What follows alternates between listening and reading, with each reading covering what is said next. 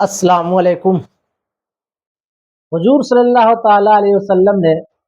ارشاد فرمایا، وہ لوگ بہت ہی بدنصیب ہیں جو دوسروں کو دنیا بنانے کے چکر میں اپنی آخرت کو خراب کر لیتے ہیں۔ ظاہر سی بات ہے، دوسروں کو دنیا بنانے کے لیے اپنے آخرت کو خراب کر لیتے ہیں۔ وہ کس کے طرف اشارہ کر رہے ہیں حضور صلی اللہ تعالیٰ علیہ وسلم؟ حضور صلی اللہ تعالیٰ علیہ وسلم اشارہ کر رہے ہیں کہ اپنی اولاد کو اور اپنے بال بچے کے اور اپنے بیوی کے اور دنیا کے جھنجھٹوں میں پڑ کر اپنی آخرت کو خراب کر لیتے ہیں۔ جیسے اپنے بچوں کو پڑھانے کے لیے ہائی سوسائٹی اسکول میں پڑھائیں اور اس کے اسکول کے اور اس کے کالج کے فیس کے لیے لوگوں سے جھوٹ بولے اور گناہ کیے اور اس کی دنیا کو بنا دیا اور اپنی آخرت کو خراب کر لیے۔ ظاہر سی بات ہے، جب وہ آپ کا اولاد ہے تو وہ پتہ چلتا ہے کہ آپ کا جگر کا ٹکڑا ہے، اور اس کے لیے آپ نے اپنی آخرت خراب کر لی، اور جب بڑا ہوتا ہے آپ کی اولاد اور جب آنکھ میں آنکھ ملا کر بات کرتا ہے تب پتہ چلتا ہے کہ وہ ہے اور میں ہوں۔ اس وقت جا کر کے آپ کا احساس ہوتا ہے کہ وہ تو اس کی الگ ہی ایک پہچان ہے، اس کی خواہش الگ ہے، اس کی پسند الگ ہے، اس کی رہنے سہنے کا ایک ڈھنگ الگ ہے، اور وہ ہم سے کتنا الگ ہو گیا، اور اس کے دنیا بنانے کے چکر میں انسان اپنی آخرت کو خراب کر لیتے ہیں۔ اور یہ صرف اولاد پہ ہی نہیں،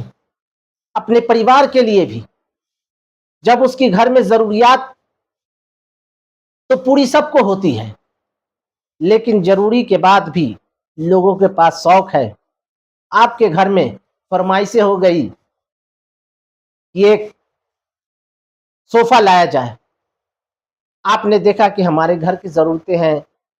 چوکی ہے، بستر ہے، سب کچھ پریاپت ہے اتنا جینے کے لیے، لیکن آپ کی پریوار کی خواہش ہے، اور اس کی خواہش کے لیے آپ نے باہر میں جھوٹ بولے، اور وہاں سے آپ کی اتنی آمدنی نہیں ہے اور آپ نے اس سے جھوٹ بول کر کوئی سامان خریدے اور لے کر کے آئے، تو آپ نے اپنی آخرت کو خراب کر لیتے ہیں۔ اپنی آخرت کو خراب کر لی،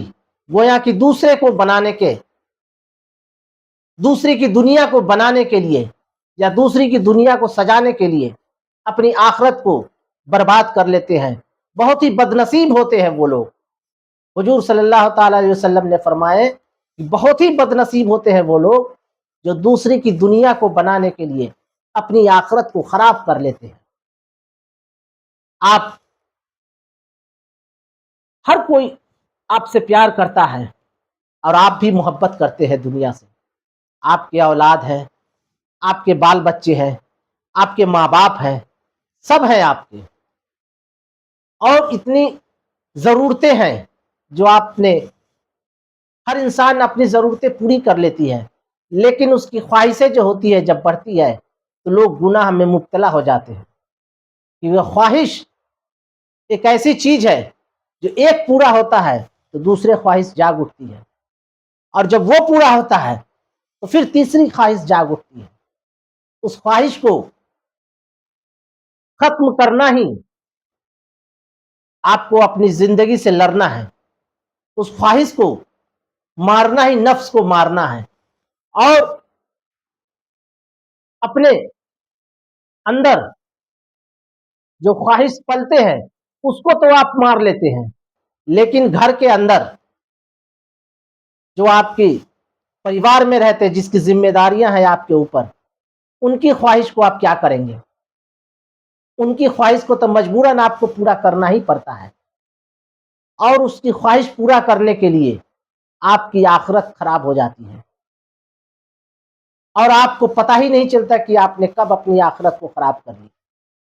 کسی سے جھوٹ بول کر، کہیں سے چوری کر کر، یا کسی کے हक तलफी कर करके आपने पैसे इकट्ठा करके उसकी ख्वाहिश को पूरा की और ख्वाहिश जब पूरी हो गई तो आप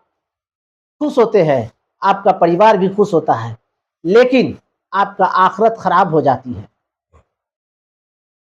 अपनी आखिरत को खराब करके आप न इस दुनिया में सही आखिरत को खराब करके